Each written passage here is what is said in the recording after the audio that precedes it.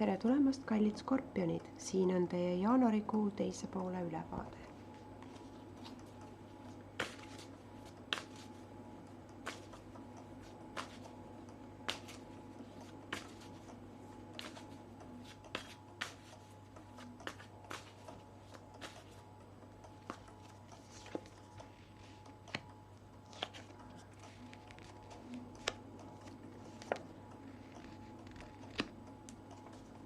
No nii, kallid skorpionid. Pere- ja suguvõsa asjades on pisut kannatlikkust ja võib-olla natukene kergemini võtmist tarvis jaanuari lõpus. Ehk siis ilmselt seisate silmitsi mingisuguse asjaga, mis nõuab teil võib-olla natukene sellist alalhoidlikkust või siis oma emotsioonide talitsemist. Kindlasti on see teie jaoks hea katseväli nii-öelda, proovimaks seekord asju teisiti lahendada, sest te olete selles olukorras juba varem olnud. Olete proovinud ühte ja teistmoodi lahendada, siis praegu on see koht, kus äkki te muudate oma nii-öelda lahendamise viisi. Ja tegelikult ka võtke neid asju natuke lihtsamini. Sest ei tasu üle mõelda, ei tasu neid asju isiklikult võtta ja liiga nii-öelda südamesse.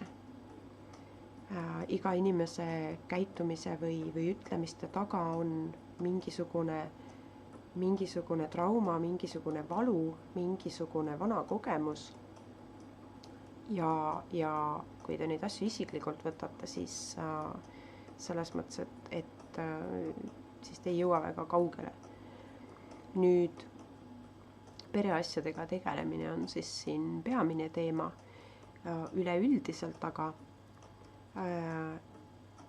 on üsna stabiilne majanduslikult see kuu, lihtsalt võib-olla stressirohke või siis see ei ole päris kontimurdev, aga ta on üsnagi see lõpule viimine või lõpetamine mingi asja projekti või siis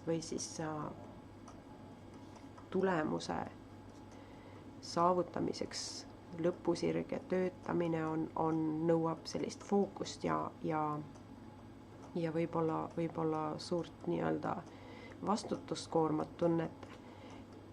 Jällegi sama info, ehk siis võtke natuke lihtsamalt, need asjad ei ole nii keerulised, lubage endale natukene kergemalt suhtuda.